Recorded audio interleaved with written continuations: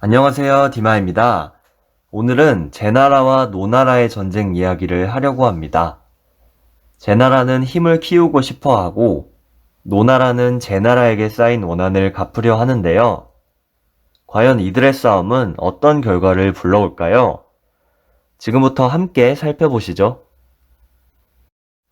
노나라는 제나라를 공격하기 위해 군대를 일으킵니다. 이 소식은 얼마 안가 제환공에게까지 전해지죠. 제환공은 군사를 일으켜 맞서 싸우려 합니다. 이제 막 제후가 된 그였기에 자신의 힘을 다른 나라에 보여주고 싶은 마음이 컸습니다. 관중은 국력이 아직 안정되지 않았다며 전쟁에 반대하지만 제환공의 고집을 꺾지는 못했습니다. 마침내 제환공은 노나라를 침공합니다. 포수가가 선봉장이 되었죠. 노 장공은 시백이라는 자에게 대책을 물어봅니다. 시백은 아주 똑똑한 인물이었습니다. 이전에 관중이 노나라를 벗어날 때도 그를 살려보내면 후환이 있을 것이라고 예측한 자가 바로 시백입니다. 시백은 조귀라는 자를 추천합니다. 조귀는 시골에 은둔하고 있던 인물이었는데 시백이 그를 직접 데리러 갑니다. 이때 그들은 이러한 대화를 나눕니다. 고기를 드시는 분이 계책이 없어서 나무를 먹는 사람에게까지 온단 말이오. 나물 드시는 분도 좋은 계책을 낼 수 있으면 장차 고기 드시는 분이 되지 않겠소? 그리하여 시백은 조귀를 데려옵니다.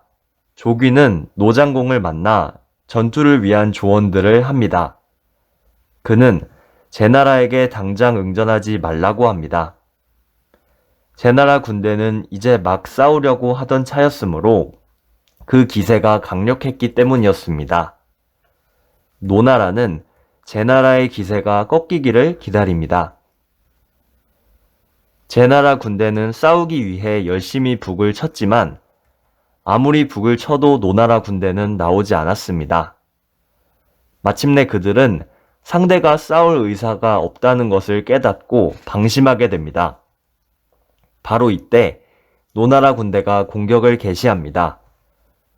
방심하고 있던 제나라 군사들은 도망가기 바빴죠. 이렇게 첫 싸움은 노나라의 승리로 끝납니다. 포수가는 패장이 되어 제나라로 돌아갑니다. 그는 제왕공에게 송나라와의 동맹을 제안합니다.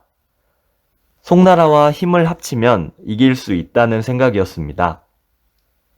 이 동맹은 어렵지 않게 맺어집니다. 당시 송나라에는 송민공이 있었는데 송민공은 제나라와 친선관계를 맺고 싶어 했습니다.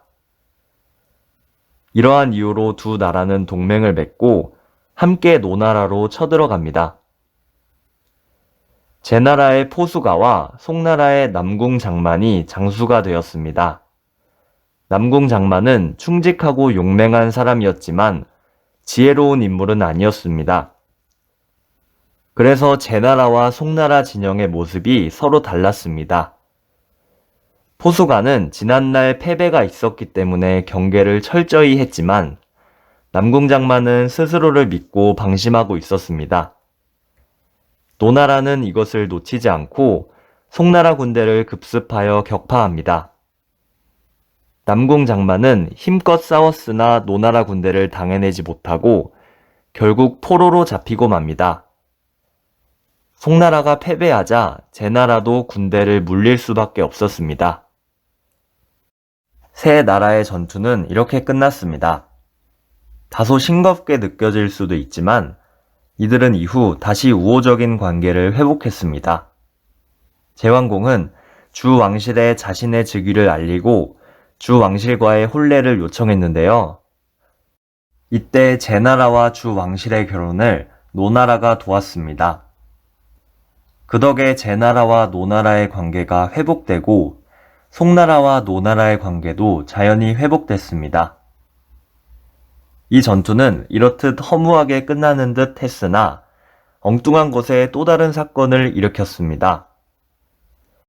앞서 송나라의 장수 남궁 장만이 노나라의 포로로 잡혔다고 했죠.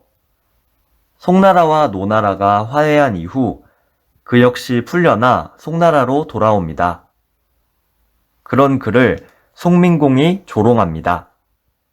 노나라 죄수라고 하면서 말이죠. 남궁 장만은 몹시 부끄러웠습니다. 다른 신하가 송민공에게 그를 놀리지 말라고 간언했으나 송민공은 자신과 남궁 장만의 사이가 친하다며 별로 개의치 않는 모습을 보였습니다. 송민공은 궁궐에서 있는 잔치처럼 사람들이 있는 자리에서도 남궁 장만을 놀립니다. 그는 부끄러움에 분노가 더해졌습니다. 어느 날 술을 먹고 취기가 올라온 상태에서 마침내 남궁 장만의 분노가 폭발했습니다. 그는 계속해서 자신을 업신여기는 송민공을 주먹으로 때려서 죽입니다. 그리고 자신을 말리려는 다른 신하들까지 죽입니다. 남궁 장만은 송민공의 사촌 동생인 공자유를 제후로 추대합니다. 하지만 그의 반란은 실패로 돌아가고 맙니다. 공자유는 송나라 신하들에게 죽임을 당하고 남궁 장만과 반란의 주동자들은 타국으로 도망가죠. 송나라에서는 이웃나라에 재물을 바치며 반역자들을 송환해달라고 부탁합니다.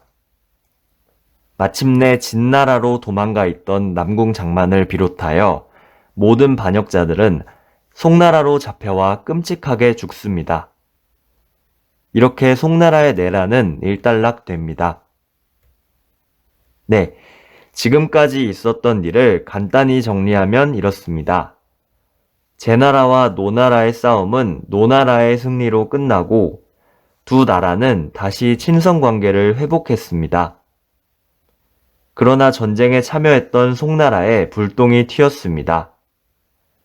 송민공은 경솔한 농담 때문에 스스로의 비극을 자초했습니다.